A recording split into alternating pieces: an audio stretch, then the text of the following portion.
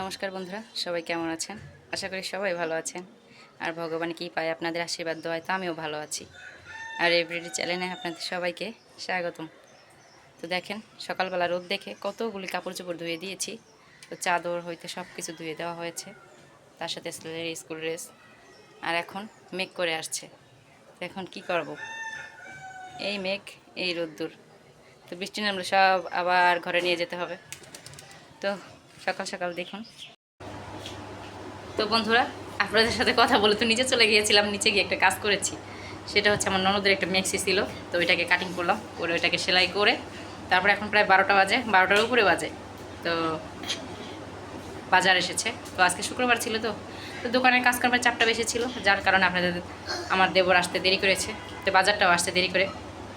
তো আজকেও ডিম আনা হয়েছে দেরি করে, তো মাছ বাজারে মাছ তো ভালো পাওয়া যায় না, তো কী আনবে, ডিম নিয়ে আসছে, তার সাথে অনেক রকমের সবজি আনা হয়েছে। তো দেখুন। তো বন্ধুরা দেখেন, আমার ছেলে কি করছে। বাজার থেকে বেগুন আনা হয়েছে, সে একলা একলা সুন্দর করে সাজিয়ে রেখেছে, দোকান দিয়েছে। দেখুন, এখানে বেগুন আনা হয়েছে, তার সাথে আনা হয়েছে চিচিঙ্গা, অনেকে ঝিঙা বলে, চিচিঙ্গা বলে, ঝিঙা তো না, চিচিঙ্গা, রেহা এগুলো বলে অনেকে, তো আমরা তো চিচিঙ্গা বলি। তো চিচিঙ্গা আপনার দাদাভাই খুবই খেতে পছন্দ করে, আমি তো আগেও বলেছি। তো চিচিঙ্গা ভাজি করবো আজকে, তার সাথে বেগুন আনা হয়েছে, আর আনা হয়েছে করলা।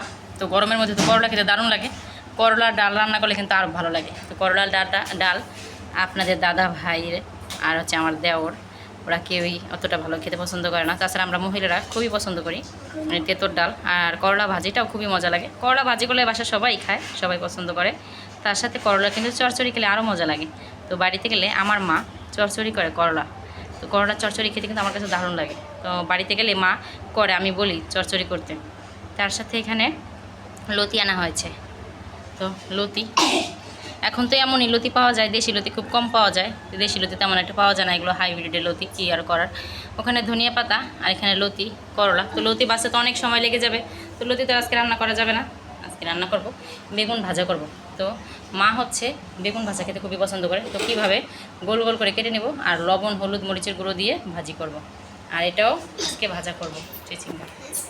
তো বন্ধুরা চলেন, বেগুনগুলো তো এইভাবে গোল গোল করে কেটে নিয়েছি, আর গোল গোল করে ভাজতে পারে মা ভালো খায়। তো দিয়ে দিব লবণ পরিমাণ মতো, তো আর লাগবে না। বেগুন এখন দেখতে যতটা লাগতেছে, পরে হয়তো আবার কমে যাবে ভাজতে ভাজতে। এখন দিয়ে দিব হলুদের গুঁড়ো, আর দিব মরিচের গুঁড়ো, দিয়ে এখন দিব সামান্য পরিমাণে চিনি। তো কালকে আমার ছেলে বৃষ্টির জল যে ধরছে, আমি তো বললাম আপনাদের, সে তারপরে হচ্ছে থেকে রাত্রে থেকে ঠান্ডা, প্রচুর পরিমাণে ঠান্ডা। এখন মেখে নিব।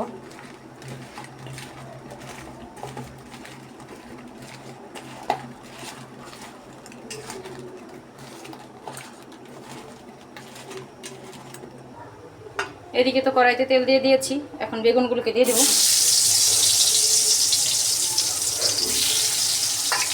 সবগুলো একসাথে দিব, একসাথে ভেজে নেব। কড়াইটা তো বড়, যার জন্য হয়ে যাবে ভাজা একসাথে। এখন বেগুনগুলোকে ভালোভাবে নেড়ে চেড়ে একদম কড়া করে লাল লাল করে ভেজে নিব। আর সামান্য মরিচের গুঁড়া দিলে কি হয়, খেতে কিন্তু ভালো লাগে। তার সাথে একটু চিনি দিয়েছি এই জন্য যে বেগুনটার মধ্যে যখন চিনিটা যায় তখন খুবই ভালো লাগে খেতে বেগুন ভাজাটা। আর এদিকে চিচিঙ্গা ভাজি করব, তার জন্য তো চিচিঙ্গাগুলোকে দেখেন একদম গোল গোল করে কেটে নিয়েছি। তো কচি ছিল আজকে চিচিঙ্গাগুলো।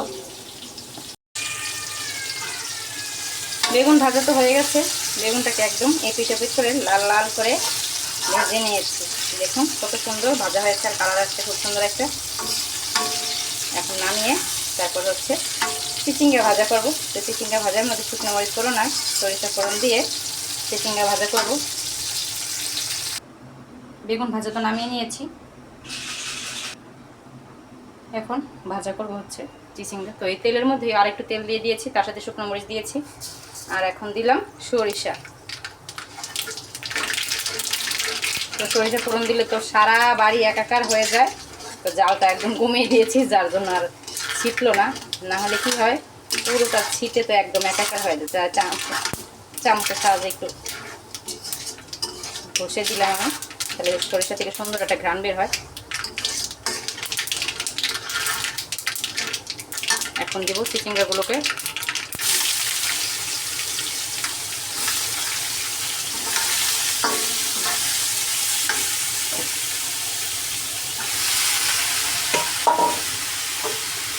আর এদিকে হচ্ছে এই যে ডাল বসিয়েছি, ডালও হয়ে আসছে। এখন ধনিয়া পাতা দিয়ে নামিয়ে নিব। আজকে রান্নাটা করতে করতে অনেক দেরি হয়ে গেল, তো প্রায় 12:15 12:30টার দিকে আসছি রান্না করতে। তো ঝটফট কেটে নিলাম, মনে হয় আর 10 মিনিটের মধ্যে চিচিঙ্গা কাটা হয়ে গেছে। আর বেগুন কেটে ধুয়ে একদম বসিয়ে দিলাম, বেশি সময় লাগে নাই। এখন এর মধ্যে দিব একটু লবণ আর একটু হলুদের গুঁড়ো দিয়ে দিলাম। লবণ তো লাগবে না বেশি। এটাও চিচিঙ্গাও একদম ভাজতে ভাজতে একটুখানি হয়ে যাবে, দেখতে দেখা যায় কতখানি। বেগুনগুলো কতটি দেখা গেছে আর কতটুকু হয়ে গেছে। তো এই যে দিয়ে দিলাম হলুদের গুঁড়ো, দিয়ে এখন ভাজা ভাজা করবো। আর নামানোর আগে সামান্য একটু চিনি দিয়ে নামিয়ে নেব।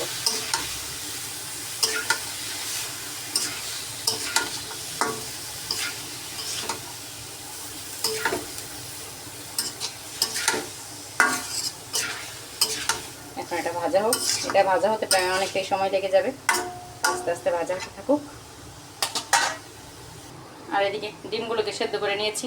তো ওইদিকে আবার তরকারিগুলো নাড়া দিচ্ছি, তার সাথে হচ্ছে এখানে ডিমও ছিলে নিচ্ছি। একটা ডিম ছিলে নিয়েছি, বাদ বাকিগুলো এখন ছুলে নেব।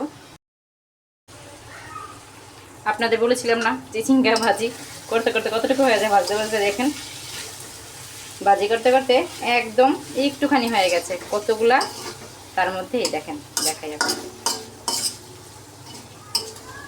ঠিক এতটুকু হয়েছে।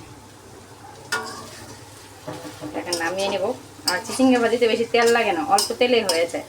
যা তেল দিয়েছিলাম সব আবার বের হয়ে গেছে। এই যে তেল।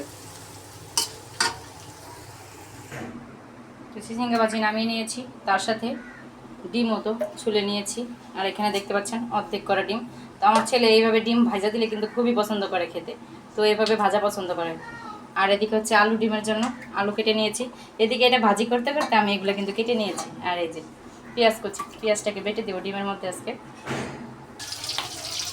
ডিম ভাজাগুলো তো বসিয়ে দিয়েছি, প্রায় ভাজা হয়েও আসছে। আর কিছুটা আছে, তার সাথেই দেখেন ডিম ভাজতে ভাজতে পেঁয়াজটা বেটে নিয়েছি। ডিমগুলো তো ভাজা হয়ে গেছে, নামিয়ে নিয়েছি। এইদিকে তেল দিয়ে দিয়েছি কড়াইয়ের মধ্যে, তার সাথে দেবো জিরে ফোড়ন।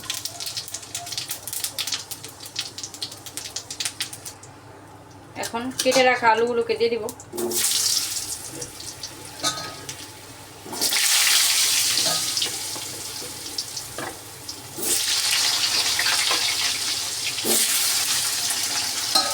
আলুগুলোকে লাল করে ভেজে নিয়ে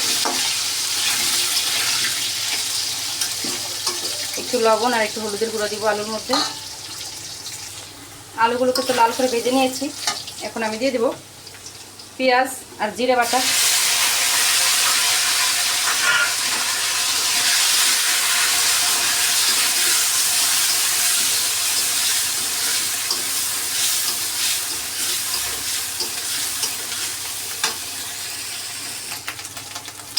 পেঁয়াজটাকে ভাজা ভাজা হয়ে গেছে। এখন আমি দিব হলুদের গুঁড়ো,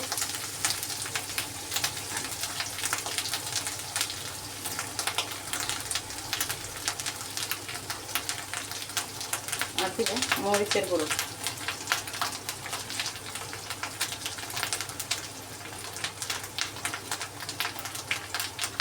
আর লাগবে না। এখন আমি সামান্য পরিমাণে জল দিব, দিয়ে এখন আলুর সাথে মশলাটাকে কষাবো ভালোভাবে।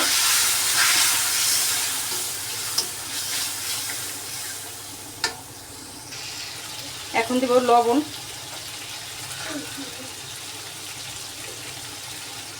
লবণ দিয়ে দিলাম।